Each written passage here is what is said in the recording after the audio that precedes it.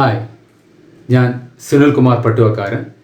ഇന്നത്തെ നമ്മുടെ GSTയിലെ topic input claiming in some situations. Input claiming in some situations. ഇത് പാർട്ട് 14 ആണ്. 13 വരെയുള്ള പാഠഭാഗങ്ങൾ നിങ്ങൾ കണ്ടിരിക്കുമെന്ന് കരുതുന്നു. ഇനിയും സബ്സ്ക്രൈബ് ചെയ്യാത്തവരുണ്ടെങ്കിൽ തീർച്ചയായും മറക്കാതെ സബ്സ്ക്രൈബ് ചെയ്യുക. നോക്കുക, നമുക്കറിയാം ഇൻപുട്ടിനെ കുറിച്ചുള്ള 2-3 ചാപ്റ്റർ ഇതിനു മുമ്പേ കഴിഞ്ഞു, പല പാഠഭാഗങ്ങൾ. കാരണം ഇതൊക്കെ ഇതിൻ്റെ അകത്തെ കാര്യങ്ങളും അങ്ങോട്ടും ഇങ്ങോട്ടും പരസ്പര ബന്ധപ്പെട്ടിട്ടുള്ളതായതുകൊണ്ട് ഇൻപുട്ടിൻ്റെ കാര്യങ്ങളൊക്കെ പല ചാപ്റ്ററിലും കയറി ഇറങ്ങി വരുന്നുണ്ട്. ഞാൻ പറഞ്ഞിട്ടുണ്ട്, ഒരു ബിസിനസ് ഭംഗിയെ നടത്തിക്കൊണ്ടു പോകുന്നതിന്, ഒരു ബിസിനസ് ലാഭകരമായി നടത്തിക്കൊണ്ടു പോകുന്നതിന് ഇൻപുട്ട് ക്ലെയിമിംഗ് എന്നത് വളരെ അത്യാവശ്യമാണ്. വളരെ കറക്റ്റായിട്ട് ഇൻപുട്ട് ക്ലെയിം ചെയ്യുക എന്നത് ഒരു ബിസിനസ്സിനെ സംബന്ധിച്ചിടത്തോളം വളരെ വലിയ കാര്യമാണ്. കാരണം അറിയാതെ നമുക്ക് എലിജിബിളും ഇന്നെലിജിബിളും ഉണ്ട്. ഇന്നെലിജിബിൾ ആയിട്ടുള്ള ഇൻപുട്ടുകളൊക്കെ ക്ലെയിം ചെയ്ത് കഴിഞ്ഞാൽ പിന്നെ കുറേ കഴിയുമ്പോൾ കുറേ ബാധ്യതകൾ നിങ്ങൾക്ക് വന്നു ചേരും. കാരണം ഒന്നുകിൽ ഓഡിറ്റിൻ്റെ സമയത്തോ അല്ലെങ്കിൽ അതിന് ശേഷമോ അങ്ങനെയൊക്കെ ആയിരിക്കാം പിന്നെ അത് കണ്ടെത്തുക. അപ്പോൾ എത്രയോ മാസങ്ങൾ കഴിഞ്ഞിട്ട് കാണുമ്പോൾ എന്തായാലും ഓഡിറ്റിൻ്റെ സമയത്താണ് കാണുന്നതെങ്കിൽ ഓഡിറ്റർ അത് നിങ്ങളെ കൊണ്ട് ആ എമൗണ്ടും അതിൻ്റെ മുകളിലുള്ള പലിശയൊക്കെ അത്രയും ദിവസത്തേക്കുള്ള പലിശ അടക്കം തിരിച്ചടപ്പിക്കും. അപ്പോൾ അത് റിവേഴ്സ് ചെയ്യേണ്ടത് വരും. അപ്പോൾ കറക്റ്റായിട്ട് ഏതൊക്കെ ഇൻപുട്ട് എടുക്കാം അല്ലെങ്കിൽ ഏതൊക്കെ ഇൻപുട്ട് എടുക്കാൻ പാടില്ല, ഏതൊക്കെ എലിജിബിൾ ആണ് ഏതൊക്കെ ഇനെലിജിബിൾ ആണ് എന്ന് ഓരോ ബിസിനസ് സ്ഥാപനം, അവരുടെ ടോപ്പ് മാനേജ്മെന്റ് ആകട്ടെ, അക്കൗണ്ട്സ് ഡിപ്പാർട്ട്മെന്റിൽ ഉള്ളവരാകട്ടെ, അവരെപ്പം സെർച്ച് ചെയ്തുകൊണ്ടിരിക്കും. കാരണം ചില ഇൻപുട്ടുകൾ എടുക്കുമ്പോഴേക്ക് പർച്ചേസിൻ്റെ എന്തായാലും നമുക്ക് എടുക്കാൻ പറ്റുമെന്നറിയാം. എന്തെങ്കിലും എക്സ്പെൻസുമായിട്ട് ബന്ധപ്പെട്ടിട്ട് പോകുമ്പോഴേക്ക് പല എക്സ്പെൻസിൻ്റെതും, ബ്ലോക്ക്ഡ് ക്രെഡിറ്റ് ഉൾപ്പെടെ പല എക്സ്പെൻസിൻ്റെതും നമുക്ക് എടുക്കാൻ പറ്റാത്ത സാഹചര്യത്തിലുണ്ട്. ഇപ്പോഴും പല സംസ്ഥാനങ്ങളിലും ഈ GSTയുമായി ബന്ധപ്പെട്ടിട്ട് പല കേസുകളും പല കോടതിയിലുണ്ട്. അല്ലെങ്കിൽ പല സംസ്ഥാനങ്ങളിലും പല അഡ്വാൻസ് റൂളിങ്, വിവിധ അഡ്വാൻസ് റൂളിങ്, അതായത് ഒരു സംസ്ഥാനത്ത് ചിലപ്പോൾ എടുക്കാൻ പറ്റും എന്ന് പറയുന്ന അതേ ചോദ്യത്തിന് മുകളിൽ ചില സംസ്ഥാനങ്ങളിൽ എടുക്കാൻ പാടില്ല എന്ന് പറഞ്ഞിട്ടൊക്കെ ഒരുപാട് അഡ്വാൻസ് റൂളിങ്ങുകൾ വന്നിട്ടുണ്ട്.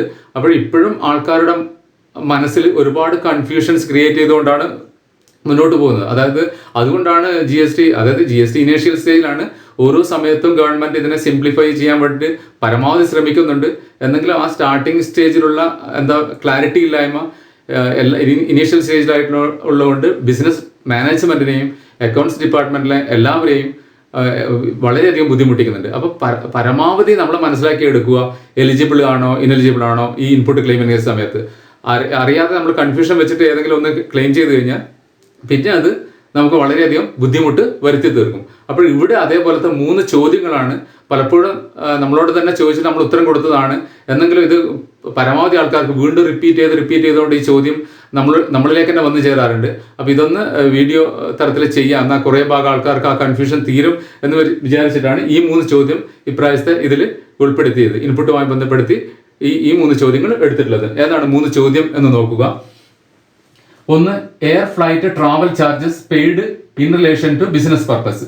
അതായത് ബിസിനസ്സുമായി ബന്ധപ്പെട്ടിട്ട്, ഒഫീഷ്യലായിട്ട് ബിസിനസ്സുമായി ബന്ധപ്പെട്ടിട്ട് ഓണേഴ്സ് അല്ലെങ്കിൽ എംപ്ലോയീസ് അധിക പക്ഷവും പല സംസ്ഥാനത്തിനകത്തും പുറത്തും യാത്ര ചെയ്യേണ്ടതായി വരാറുണ്ട്. അങ്ങനെയുള്ള ആ ഫ്ലൈറ്റ് ചാർജസിന് അവർ ചിലവാക്കിയതിന് മുകളിലുള്ള ഇൻപുട്ട് ക്ലെയിം ചെയ്യാമോ എന്നാണ് ഒന്നാമത്തെ ചോദ്യം. ഇത് എല്ലാറ്റിനും എന്ന പോലെ തന്നെ ഇവിടെ ഞാൻ 2 കാറ്റഗറി ചെയ്തിട്ടുണ്ട്. ഒന്ന് വിത്തിൻ ദ സ്റ്റേറ്റ്, ഒന്ന് ഔട്ട്സൈഡ് ദ സ്റ്റേറ്റ്, അങ്ങനെ ആക്കിയിട്ടുണ്ട്. അതേപോലെ തന്നെ lodging expense in relation to business. ഇനി പുറത്തേക്ക് സംസ്ഥാനത്തിന് പുറത്തോ അല്ലെങ്കിൽ സംസ്ഥാനത്തിനകത്തോ ഈ ബിസിനസ്സുമായി ബന്ധപ്പെട്ടിട്ട് പോകുന്ന സമയത്ത് എന്ത് ചെയ്യേണ്ടി വരും? ലോഡ്ജിങ്, അതായത് താമസിക്കേണ്ടി വരും. അപ്പോൾ ആ ലോഡ്ജിന് കൊടുത്ത ബില്ലിന് മുകളിൽ, ആ ചെലവിന് മുകളിലുള്ള ആ ഇൻപുട്ട് ക്ലെയിം ചെയ്യാൻ പറ്റുമോ? അത് സംസ്ഥാനത്തിനകത്താണെങ്കിൽ പറ്റുമോ അല്ലെങ്കിൽ സംസ്ഥാനത്തിന് പുറത്താണെങ്കിൽ പറ്റുമോ? അങ്ങനെ ആണ് രണ്ടാമത്തെ ചോദ്യം റേസ് ചെയ്തിട്ടുള്ളത്. മൂന്നാമത്തത് food expense in relation to business. അങ്ങനെയുള്ള ബിസിനസ് യാത്രകൾ നടത്തുന്ന സമയത്ത് എന്തുകൂടി വരും? ഭക്ഷണം കഴിക്കേണ്ടി വരും. അത് ഓണേഴ്സ് ആവട്ടെ എംപ്ലോയീസ് ആവട്ടെ ഭക്ഷണ ചെലവുകൾ കൂടി വരും. ആ ഭക്ഷണത്തിന്റെ ബില്ലിന് മുകളിലുള്ള ഇൻപുട്ട് ക്ലെയിം ചെയ്യാൻ പറ്റുമോ? ഇങ്ങനെ 3 ചോദ്യങ്ങളാണ് ഇപ്രാവശ്യം ഇതിലേക്ക് എടുത്തിരിക്കുന്നത്. നമുക്ക് നോക്കാം, ഓരോന്നായിട്ട് വിശദമായിട്ട് പരിശോധിക്കാം. ഒന്നാമത്തത്, air flight travel charges paid in relation to business purpose. നമ്മൾ നേരത്തെ പറഞ്ഞു ഓണേഴ്സും എംപ്ലോയീസും ബിസിനസിന്റെ ആവശ്യത്തിന് വേണ്ടിയിട്ട് പുറത്തേക്ക് പോകേണ്ടി വരും. എന്താണെന്ന് നോക്കുക, പേഴ്സണൽ ഇൻ നേച്ചർ ITC ലഭിക്കില്ല. ഈ യാത്രകൾ, ഈ എയർ ഫ്ലൈറ്റ് ട്രാവൽ ചാർജസ് പോയിരിക്കുന്നത് വ്യക്തിപരമായ ആവശ്യത്തിനാണ്. ഓണേഴ്സോ അല്ലെങ്കിൽ സ്റ്റാഫോ പോയിരിക്കുന്നത് വ്യക്തിപരമായ ആവശ്യത്തിനാണെങ്കിൽ എന്ത് കിട്ടില്ല? ITC ലഭിക്കില്ല. അതേസമയം GST ലോ എന്താണ്? Under GST law taxes paid on procurement of goods or services used in the course or furtherance of business are eligible. ITC claim ചെയ്യാം. നമ്മൾ മുമ്പേ പറഞ്ഞിട്ടുണ്ട്, ITC എടുക്കുന്നതിന്റെ മെയിൻ ആ സമയത്ത് തന്നെ ഒരു ടേം പഠിച്ചിട്ടുണ്ട്, in the course or furtherance of business. ബിസിനസ്സിലേക്കോ അല്ലെങ്കിൽ ബിസിനസിന്റെ അഭിവൃദ്ധിക്ക് വേണ്ടിയിട്ടോ. നമ്മൾ പറഞ്ഞ പേഴ്സണൽ ഇത് യാത്രയാണ് നടത്തിയെങ്കിൽ കിട്ടില്ല. അതേസമയം ആ യാത്ര എന്തിനു വേണ്ടിയിട്ടുള്ളതാണെങ്കിൽ in the course or furtherance of ബിസിനസിന് വേണ്ടിയിട്ടുള്ളതാണെങ്കിൽ നിങ്ങൾക്ക് എന്ത് ചെയ്യാം? ഇൻപുട്ട് ക്ലെയിം ചെയ്യാം. അത് രണ്ട് സംഭവങ്ങളാണെങ്കിലും കുഴപ്പമില്ല. അതായത് വിത്തിൻ ദ സ്റ്റേറ്റ് ആണെങ്കിൽ നിങ്ങൾക്ക് ക്ലെയിം ചെയ്യാം, ഔട്ട്സൈഡ് ദ സ്റ്റേറ്റ് ആണെങ്കിലും നിങ്ങൾക്ക് ക്ലെയിം ചെയ്യാം. എയർ ട്രാവൽ ചാർജസിന് മുകളിലുള്ള ഇൻപുട്ട് വിത്തിൻ ദ സ്റ്റേറ്റിൽ ട്രാവൽ ചെയ്താലും ഔട്ട്സൈഡ് ദ സ്റ്റേറ്റ് ട്രാവൽ ചെയ്താലും ബിസിനസ് പർപ്പസിനാണെങ്കിൽ in the course or furtherance of ബിസിനസ്സിനാണെങ്കിൽ നിങ്ങൾക്ക് ക്ലെയിം ചെയ്യാം, നോ ഡൗട്ട്. ഓക്കെ, ഇനി സെക്കൻഡ് ചോദ്യം എന്താണ്? Lodging expense in relation to business. ഇനി അങ്ങനെ യാത്ര പോകുമ്പോൾ വിത്തിൻ ദ സ്റ്റേറ്റോ ഔട്ട്സൈഡ് ദ സ്റ്റേറ്റോ പോകുമ്പം എന്ത് ചെയ്യേണ്ടി വരും? നമ്മൾക്ക് ആ ഓണേഴ്സിനോ എംപ്ലോയീസിനോ താമസിക്കേണ്ടി വരും. അങ്ങനെ ലോഡ്ജിങ്ങിനുള്ള ആ ബില്ലിന് മുകളിലുള്ള ഇൻപുട്ട് ക്ലെയിം ചെയ്യാമോ എന്നാണ് അടുത്ത ചോദ്യം. അതിന്റെ ഉത്തരം ഇതും ഇതുപോലെ തന്നെ രണ്ടായി തിരിച്ചിട്ടുണ്ട്, within the state, outside the state. ഇതിൻ്റെ അകത്ത് ഒന്നാമത്തെ ചോദ്യത്തിന് ITC ക്ലെയിം ചെയ്യാം എന്താണ്? വിത്തിൻ ദ സ്റ്റേറ്റ്, അതായത് ഇൻട്രാ സ്റ്റേറ്റിൽ ആണെങ്കിൽ ക്ലെയിം ചെയ്യാം. ലോഡ്ജും സ്റ്റേ ചെയ്യുന്ന ആളും, അതായത് നമ്മൾ ഒരു ബിസിനസിനെ പ്രതിനിധീകരിച്ചാണ് പോകുന്നതെങ്കിൽ ആ ബിസിനസ്സും ആ ലോഡ്ജും ഒരേ സ്റ്റേറ്റിലാണെങ്കിൽ, intra state, within the state ആണെങ്കിൽ എന്ത് ചെയ്യാം? ITC ക്ലെയിം ചെയ്യാം. ലോഡ്ജും നമ്മൾ പ്രതിനിധീകരിച്ച് പോകുന്ന ആ ബിസിനസ്സും എന്താണ്? ഒരേ സ്റ്റേറ്റിലാണെങ്കിൽ ITC ക്ലെയിം ചെയ്യാം. ഇനി ഔട്ട്സൈഡ് ദ സ്റ്റേറ്റ് ആണെങ്കിൽ, ഇന്റർ സ്റ്റേറ്റ് ആണെങ്കിൽ, അതായത് സപ്പോസ് കണ്ണൂർ ഉള്ള ഒരാൾ എന്ത് ചെയ്യുന്നു? കേരളത്തിന് പുറത്ത് ബാംഗ്ലൂർ പോയിട്ട് അവിടെ സ്റ്റേ ചെയ്യുമെന്ന്. ഞാൻ എൻ്റെ ബിസിനസ്സിനെ പ്രതിനിധീകരിച്ചിട്ട് ഞാൻ ബാംഗ്ലൂരിൽ പോയിട്ട് താമസിക്കേണ്ടി വരാം. വിത്തിൻ ദ കേരള, അതായത് എറണാകുളത്ത് വേണ്ടിയിൽ പോയി താമസിക്കേണ്ടി വരാം. ഞാൻ എറണാകുളത്താണ് പോയി താമസിക്കുന്നതെങ്കിൽ എനിക്ക് ITC ക്ലെയിം ചെയ്യാം. കാരണം ഞാനും കേരളത്തിലെ ആളാണ്, അതായത് എൻ്റെ ബിസിനസ് ബേസ് ചെയ്തിരിക്കുന്ന കേരളത്തിലാണ്, കണ്ണൂരാണ്. ഞാൻ സ്റ്റേ ചെയ്തിരിക്കുന്നതും എവിടെയാണ്? എറണാകുളത്താണ്. അപ്പോൾ ക്ലെയിം ചെയ്യാം.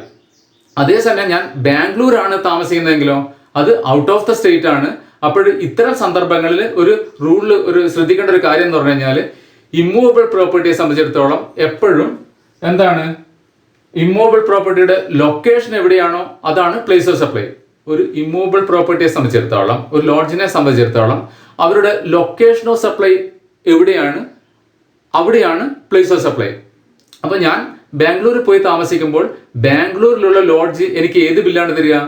അവിടുത്തെ ലോക്കൽ ആയിട്ടുള്ള ബില്ലാണ് തരിക. അതായത് CGST SGST ആണെങ്കിൽ ആ രീതിയിലുള്ള ബില്ലാണ് എനിക്ക് തരിക. അവർക്ക് അങ്ങനെയുള്ള ബില്ല് കൊടുക്കാൻ കഴിയും.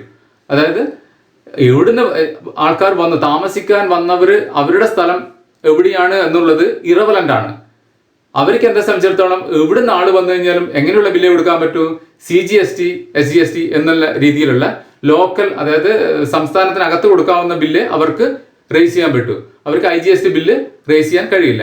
അപ്പോൾ എനിക്ക് കിട്ടുന്ന ബില്ല് എന്തായിരിക്കും? ഞാൻ ബാംഗ്ലൂരിൽ പോയി താമസിച്ച് കഴിഞ്ഞാൽ എനിക്ക് കിട്ടുന്ന ബില്ല് CGST SGST എന്ന രീതിയിലുള്ള അവിടുത്തെ ലോക്കൽ ആയിട്ടുള്ള ബില്ലായിരിക്കും എനിക്ക് കിട്ടുക. ആ ബില്ല് കൊണ്ടുവന്നിട്ട് എനിക്ക് എന്ത് ചെയ്യാൻ പറ്റില്ല? എൻ്റെ കണ്ണൂരിലുള്ള ബിസിനസ് സ്ഥാപനത്തിലെ CGST SGST എന്ന് പറയുന്ന ലയബിലിറ്റിയിലേക്ക് ഇത് സെറ്റ് ഓഫ് ചെയ്യാൻ കഴിയില്ല. എൻ്റെ ലോക്കലായിട്ടുള്ള ബാധ്യതയിൽ, എൻ്റെ സംസ്ഥാനത്തിനകത്ത് വരുന്ന ബാധ്യതയിൽ ഇത് സെറ്റ് ഓഫ് ചെയ്യാൻ കഴിയില്ല. അതുകൊണ്ട് തന്നെ എന്ത് ചെയ്യാൻ പറ്റില്ല? ഇന്റർ സ്റ്റേറ്റിൽ നമുക്ക് ITC എടുക്കാൻ കഴിയില്ല. ക്ലിയർ അല്ല? അതായത് വിത്തിൻ ദ സ്റ്റേറ്റ് ആണെങ്കിൽ, ഇൻട്രാ സ്റ്റേറ്റ് ആണ്, ഞാൻ സംസ്ഥാനത്തിനകത്ത് എറണാകുളത്താണ് ഞാൻ പോയി താമസിക്കുന്നതെങ്കിൽ എനിക്ക് എടുക്കാം. എറണാകുളത്ത് മാത്രമല്ല, വിത്തിൻ ദ സ്റ്റേറ്റ് എവിടെയാണെങ്കിലും, കോഴിക്കോടോ മലപ്പുറം എവിടെ വേണമെങ്കിലും പോയി താമസിച്ച് കഴിഞ്ഞാൽ എനിക്ക് എന്ത് ചെയ്യാം? ഇൻപുട്ട് ക്ലെയിം ചെയ്യാം. അതേസമയം കേരളത്തിന് പുറത്താണ് ഞാൻ പോകുന്നതെങ്കിൽ അത് സെക്ഷൻ 12(3)(b) CGST ആക്ട് 2017 പ്രകാരം എന്താണ് പറയുന്നത്? ഇമ്മൂവബിൾ പ്രോപ്പർട്ടിയുടെ ലൊക്കേഷൻ എവിടെയാണോ അവിടെയാണ് അവരുടെ പ്ലേസ് ഓഫ് സപ്ലൈ. അപ്പൊ പുറത്ത് ഞാൻ പോയി താമസിക്കുമ്പോൾ സിറ്റുവേഷൻ മാറി. എന്തായി? എനിക്ക് അവിടുന്നും എന്താ കിട്ടുക? CGST, അതായത് എറണാകുളത്ത് കിട്ടുന്നതും CGST SGST ആണ്. അതേസമയം ബാംഗ്ലൂരിൽ പോയി താമസിക്കുമ്പോൾ കിട്ടുന്നത് സെയിം ആണ്. അപ്പൊ എനിക്ക് എന്ത് ചെയ്യാൻ പറ്റില്ല? സംസ്ഥാനത്ത് നിന്ന് പുറത്തുനിന്ന് കിട്ടുന്ന CGST SCST ബില്ലുകൾ ഇവിടുത്തെ എൻ്റെ CGST SCST ബാധ്യതയിൽ സെറ്റ് ഓഫ് ചെയ്യാൻ കഴിയില്ല. അതുകൊണ്ട് തന്നെ ആ ITC ക്ലെയിം ചെയ്യാൻ കഴിയില്ല. ഇന്റർ സ്റ്റേറ്റിലുള്ള സംസ്ഥാനത്തിന് പുറത്തുള്ള ITC ലോഡ്ജിങ്ങിന് മേലുള്ള ITC എനിക്ക് ക്ലെയിം ചെയ്യാൻ കഴിയില്ല. Okay. Third, food expense in relation to business. ഇനി അങ്ങനെ പോയി താമസിക്കുമ്പോൾ എന്ത് കൂടി ചെലവ് വരാം? ഫുഡിന്റെ ഒരു ചെലവ് കൂടി വരാം.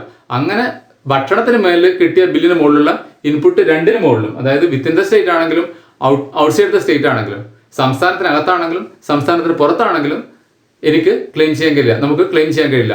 എന്തുകൊണ്ടാണെന്ന് വെച്ചാൽ അത് സെക്ഷൻ 17(5) പ്രകാരം ഫുഡ് ആൻഡ് ബീവറേജസ് എന്നത് ബ്ലോക്ക്ഡ് ക്രെഡിറ്റിൽ പെടുന്നതാണ്. സെക്ഷൻ 17(5) പ്രകാരം നമ്മൾ ബ്ലോക്ക്ഡ് ക്രെഡിറ്റ് വിശദമായിട്ട് പഠിച്ചിട്ടുണ്ടായിരുന്നു. അതിൻ്റെ അകത്ത് പറയുന്നുണ്ട് ഫുഡ് ആൻഡ് ബീവറേജസിന് മുകളിലുള്ള ITC നമുക്ക് ക്ലെയിം ചെയ്യാൻ പറ്റില്ല. അത് എവിടെയായാലും വിത്തിൻ ദ സ്റ്റേറ്റ് ആവട്ടെ, എവിടെ പോയിട്ട് ഭക്ഷണം കഴിച്ചാലും ആവട്ടെ, ഭക്ഷണത്തിന് മുകളിലുള്ള ITC നമുക്ക് ക്ലെയിം ചെയ്യാൻ കഴിയില്ല. അപ്പോൾ ഇത്രയും 3 സിറ്റുവേഷൻ നിങ്ങൾക്ക് വിശദമായി മനസ്സിലായിട്ടുണ്ടാവും എന്ന് കരുതുന്നു. എന്തെങ്കിലും സംശയങ്ങളുണ്ടെങ്കിൽ ഇതിൻ്റെ കമൻറ്റ് ബോക്സിൽ രേഖപ്പെടുത്തുക, ഞാൻ മറുപടി തരുന്നതായിരിക്കും. ഇത്രയും പറഞ്ഞുകൊണ്ട് നിർത്തുന്നു. താങ്ക്സ്.